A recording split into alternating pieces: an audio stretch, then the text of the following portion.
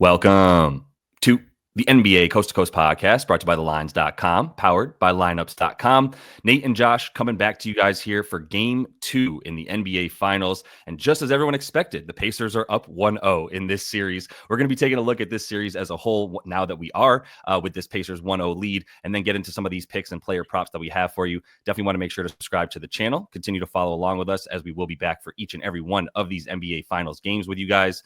Nate, let's get right into it. I know you want to do a little bit of an overview of the series here and talk about where we're at now at these prices. I just think it's an opportunity here to still bet the Thunder in 6 or less. It's just such a better price than you got after game 1.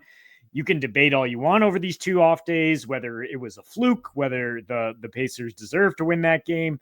But, the fact of the matter is the Thunder are going to look at that, be sick to their stomach, and they're not the Knicks. They don't have a slim margin for error. They have a gigantic margin for error in this series. And they, kind of just missed a bunch of open shots, 35% on shots with a defender not within 6 feet. The Pacers, kind of some ridiculous found money with Obi Toppin. That's not going to happen again. And what I lean on is just like, this is very similar to the Nuggets series. There is no Jokic here. There is no gravitas. Like Tyrese Halliburton was almost invisible for 3.5 quarters. Like Lou Dort is just like, I'm going to erase you. And then they have Caruso and Kayson Wallace to also. So, 0.138 points per touch for Tyrese Halliburton was last among all Pacers. And if OKC can just cut off the head of the snake like that, I trust that maybe one more game the Pacers can get their crazy magic, because it's just magic. It's mojo. Like at this point, there is no basketball explanation. Like everybody's just flabbergasted. Like, I don't know how to explain this at this point. But I don't think that that's a recipe for winning multiple games against a team that now is just going to really have their antennae up. I wouldn't be totally surprised if the Thunder actually win 4 in a row here. And your 4-1 bets are still intact. Books are not overreacting. It's still only 3-1 on your money for the Thunder to win 4-1. It's -11 in game 2. So, nobody is looking at this and being like, suddenly the Pacers are favored. It's just a question of whether the Thunder could close out a game 6 in Indy, basically, if you're going to still take this bet. But at even money, like I'm all for it. Yeah, even money's wild. Obviously down 1-0, like you said. The books aren't in a rush to just start giving the Pacers a ton more credit with any of the lines that they have posted and the markets that they have up. So I agree with that, at least that outlook. I think, though, I'm finally in a place of like, as inexplicable as this run and the way that they're winning for the Pacers in these playoffs, as seemingly random as it might be, Neesmith turns into Reggie Miller when it gets to the fourth quarter. If they're down by double digits, now he's just never going to miss again, I guess, if they're down in the fourth from 3. And then, the way that it happens, air ball, tip in for Siakam. The ball lands in this dude's lap for them. Miles Turner hits a backboard 3 where I was like, good Lord, that's off. Oh my God, I can't believe that went in. Miles Turner hit another step back 3 from the other side before that as well, where you're like, oh my God, bad shot. Oh, good shot. It went in. And it's just, it's like I was saying earlier, I'm going to believe in it. Let me make that point. Like I'm finally just like, look, I'm done doubting them at the very least and saying that they can't do it again. I definitely think they can do it again. Fool me once, shame on me. Fool me 7 times in the playoffs. Let's just start buying into it. But the way that they stay around, the way that they don't go down 20 or 18, they keep it within 15. That was, like, I believe, the biggest lead of the game. Most of the time it's around 10 to 13 points in terms of the deficit. And then once they get down and Nembhard hits those shots in the fourth quarter, you're just kind of like, look, their timeliness of this is starting to add up here. Like, they know when it is that they have to get a bucket. And that was the biggest difference to me. This is the last thing I'll say about it. The Knicks series and this one, when the Knicks were down and in certain games or they were down by 13, it's like, oh, this is in jeopardy of getting out of control. Anthony Towns comes down and takes like a step back mid-range with a hand in his face 6 seconds into the shot clock. And you're like, no, we needed a layup. We have to score on this possession. The momentum is in their favor. We have to squash it. The Pacers do that every time. The Pacers get a good shot every time that they're down 13 and this thing is in danger of blowing up for the Thunder or whomever they're playing that's, at home. the Pacers hit that shot that they need to. They take a good one, most importantly, and then they hit it. And it's just a testament to the coaching staff and the way that this team has bought in to the way that they're being coached. So I'm done doubting them, but yes, this is still a good price. I'm avoiding anything Thunder futures related at this point. I'm going to be going game to game personally. Yeah, and that's fine. I mean, what you said that gave me some pause is like the inability to put the Pacers to bed, like to get up 20, because that's exactly what happened in game one, where the Thunder had every reason to just be up by a million, and only getting 11 points off their 25 whatever turnovers seems fluky on that end. But it's also the Pacers, just having an ability to hang on. And then if you get in a close game with this Thunder, sometimes the guys around SGA are not going to step up, and it is kind of like they are still learning with their average age 24 in these crunch time games. So that's why with game two, I'm going to take the Thunder first half 59.5 to get to 60 points in the first half. Because remember the 5th of May 2 months ago where they lost game one against Denver, almost a carbon copy when you think about just kind of like choking and not being ready to meet the moment in game one. Well, 2 nights later, 87 points in the first half, a playoff record. After the game 6 loss in that series, they started really slow in game 7 with the nerves. They still got to 60 in that one. And after their last loss in Mini, 65-57 at the half. Shea missed some bunnies. Like, let's just look at that first and foremost. Like, Nembhard is not stopping him.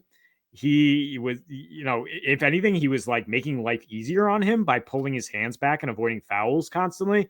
And Shea just missed bunnies. He missed shots he will make. I would not. I mean, his prop is 35 points now. He's going to absolutely cook these dudes. And it's just a question of like, will Dub and Chet be ready to, capitalize off as secondary options? I mean, Chet didn't really get much of a chance. Dags made a lot of mistakes there in terms of how he ramped him up. But I think one way or another, the Thunder are going to find some offense beyond Shea, and he's just going to take it on himself to come out there and just be the MVP. And I mean, you just look at home, they play at a 103 pace in the first half in these playoffs. That will certainly get you some points with a 121 offensive rating, and just play Caruso more. I'm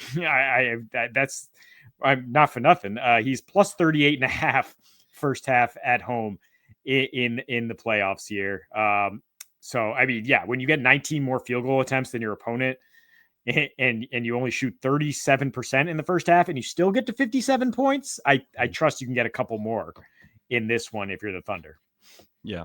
I agree all around. I will say too, though, like don't overthink things too, man. Like, where's Hartenstein at? Just get him in there more. You got out rebounded by like 17 or 16 boards in this game to the worst rebounding team in the playoffs and a bottom half of the league rebounding team for the whole season. So go that route as well, please. I think you just need to make sure that you have to win the boards. They're giving it up. Like, that's not something that they do well. We talked about the Pacers not crashing the offensive boards. I think that's a huge part of this as well, just to add to all of it. And one of the things, look, both teams have ways that they can improve what they did in the last game. Both of them do, but the Thunder, if they do it, then this lead should increase from what it was, and they should get to that 20-point lead, which I would expect in the first half if they're going to be scoring a bunch. So let me just get into my player props that I'm looking at for these games. Got 3 of them. Going to kick it off with my boy. I mean, call him playoff Nembhard, but I mean, look, man, what 16.5 PA. What I talked about in this last game was volume, involvement, why he's going to have the ball in his hands so consistently. And it all played out, right? 11 potential assists in this last game. Got the shot attempts that we needed for him as well. I mean, even fewer than I actually would have expected. I thought he might actually get up to about 13 or 14 just because he'd be open a little bit more. And he is a little bit passive on offense and probably had 2 to 3 shots that you definitely could have pulled if he wanted to. But he plays within the offense, and that's why he gets the minutes that he gets, in addition to being that primary defender on SGA. And we talk about that relationship a little bit for him on defense, and if that adds to the history that they have playing against each other since they were like 10 years old or whatever, probably comes into play a bit. But at the end of the day, this is just going to be about the style of play. The Thunder are going to pack the paint. We know that there's going to be open shots for almost everyone except for Tyrese Halliburton from three, especially on this team where they're just not quite as scared of an Aaron Nesmith rather, or even Pascal's 3-point shots going up. Although they did a good job on him up on the 3-point line. But either way, for Nemby, it's the amount of touches that he had, right? In terms of the passes made, also up in the top two in the team there. I think I believe Hallie actually ended up passing him, but he was at 45 passes on the game, which is always going to be where he's at in this matchup. That's where he's been at. It's about 50 to 55 passes and upwards of 75 to 80 touches, which is, if you look at during the regular season, there's not a ton of guys getting 75 to 80 touches, maybe one or like two on each team. And he's definitely one of them at this point. So it's really just about that. I mean, he will have at times have SGA on him. It's really not about who's defending him. I don't think he really cares who's defending him. We saw the stones that he has to take that shot at the end of the game to pull them within three and just played out of his mind. So I'm just going to keep backing him. If this game is a complete blowout in favor of OKC, all right, man, then a lot of this stuff you want to be a little bit tentative with. But I still think Nembhard is at a low price here. Still 4.5 on the dimes and 11.5 on the points. I like combining them together. And still plus 160 to hit 2 threes, which is crazy. I mean, it was the first 3 minutes of game one. He got 2 perfect looks, one rimmed in and out. He nailed one, and then he missed his next few. I mean, and the Pacers had some nerves, and they were missing open shots. And then, yeah, you saw where his confidence was late in the game when he was like, let me just dance on Lou Dort, potential defensive player of the year, and hit one of the most ridiculous shots with the stones you'll ever see. Yeah, so I mean, I might take that plus 160 sprinkle once again and just be like, that's the way they're going to defend. And honestly, they might throw like more Caruso on Halliburton and just try to force the ball out of his hands even more, or deny him and just be like, yeah, let's keep seeing if Nembhard can play make. But I am more pessimistic about the Pacers. I think this guy is the personification of fade the rise here, and under 11.5 points and assists for Obi, who hit 6 threes in that game, right? In the second half, he had 11 points in 11 minutes, only missed 1 shot. He was an absolute disaster in the first half, though. And that's what I'm coming back to, is the Thunder are going to be like, yeah, we've identified this guy. Like, the Terminator has identified what he does. Don't let him take a set 3. Make him dribble, because that is good for us. He's literally throwing the ball into the backcourt if he has to dribble and then make a decision. He is not a good playmaker. Even in the entire playoffs, he's at 1.8 potential assists per game. Been pretty fortunate to get 1.4 dimes off that. And he had 2 on 2 potentials in game 1. So I'm not at all worried about the assists here. I mean, that's like minus 160 implied under. It's minus 160 implied that he doesn't hit 2 threes from a lot of books. So, like, where are these points coming from? Like, the Thunder are not a team that just parts the seas and lets you dunk on them. Like, this ain't your Knicks, where he was able to get some points that way. I mean, there's probably some lineup shifts coming from Dags, because if we're sitting here criticizing like his lack of bigs out there, I think more playing time for Chet, more for Hart, and those guys can get out just fine. Obi had actually gone under this in 5 straight road playoff games and was 2 for 15 from 3 before going 6 for 9. And he's under in 13 of his 15 playoff games overall before getting into the finals here. So I am definitely fading that spike performance. Yeah, I'm with you there. It's the fact that it was 5 for 8 from 3, right? And I mean, look, there's going to be moments in time where guys they're over pressuring and the Thunder overpressuring, and Carlisle did a good job of conveying to his players, if you're open, shoot it. We don't know if you're going to get another good shot in a possession on defense in the half court against OKC, so pull it. But I think they're going to be a lot more aware of Obi in this game, and teams should be, man. And I would be remiss if I didn't even mention the little shot that he threw at the Knicks when he was interviewed after the game. Completely didn't need to throw the Knicks in there, but chose to be like, it's just way more fun to play with a team where you're not just standing in the corner watching one guy do everything. And it was like, oh, I wonder who you're talking about, Obi. But still nothing but love for Obi. I think most Knicks fans feel that way. So same about this guy, by the way. I'm going to go over on Hartenstein like we were just talking about, because I do believe in his minutes going up in this game. And again, like I said, former Knick, we still love him. Kind of wish he was still there, for being honest. But look, you got him for a reason. It was obviously to beat up, to help out on Jokic. We get that. But like, you also, it's been proven for 100 games at this point that this dude helps you get 82 wins out of 100 games that you played, 82-18 with it. So just play him. Like, you can't get out rebounded by the Pacers. It's really just that simple. In the time, I mean, he still didn't play enough minutes to warrant me liking too many overs for him in this last game, right? Didn't even get to 20 in that one, and still ended with the 9 points was impressive enough. But I mean, the rebounds, 9 on 12 chances in 17 minutes. He knows why he's out there. 12 chances in 17 minutes, I repeat. And even with the matchups, like, he's actually been on Siakam at times. Like I said, he did a pretty good job of getting out on Siakam on the threes. A little bit on Turner as well, who actually was playing a little bit more down low on offense, at least in the first half. Second half, he definitely stepped back out and started raining those threes down. But I think either way, he's going to be in position because that's what he's out there to do.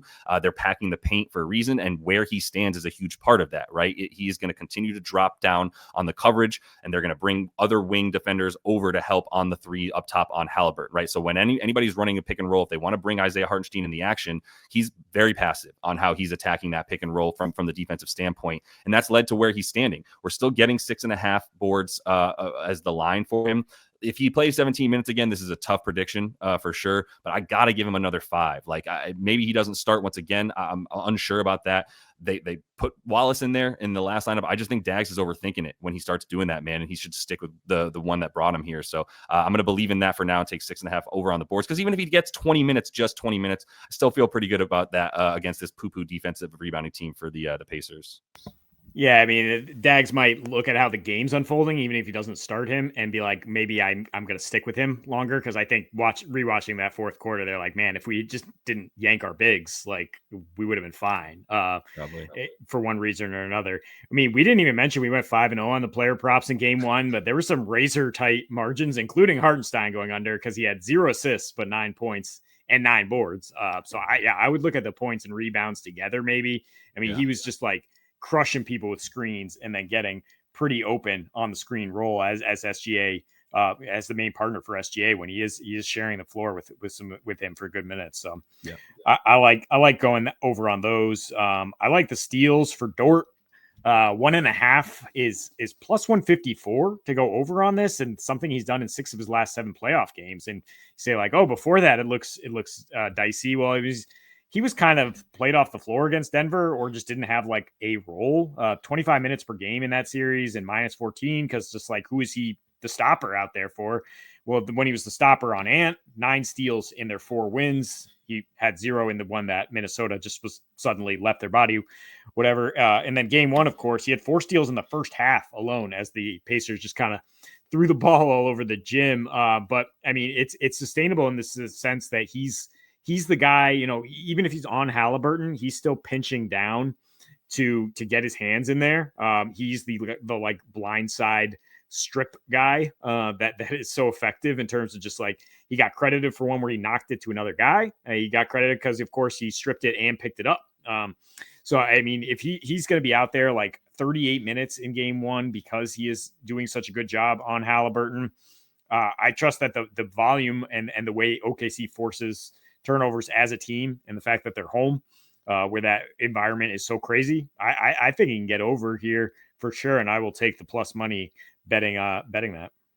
Yeah, no gripes. I mean, look, Lou Dort at home, bet over. It's that simple. He's going to do well at home. And as far as the steals go, yeah, I mean, I don't know if we can bank on 17 turnovers in the first half or whatever it was, but we don't need it to be that high for Dort to get into those passing lanes. And I think with a team that is passing so much, we know how much the movement happens.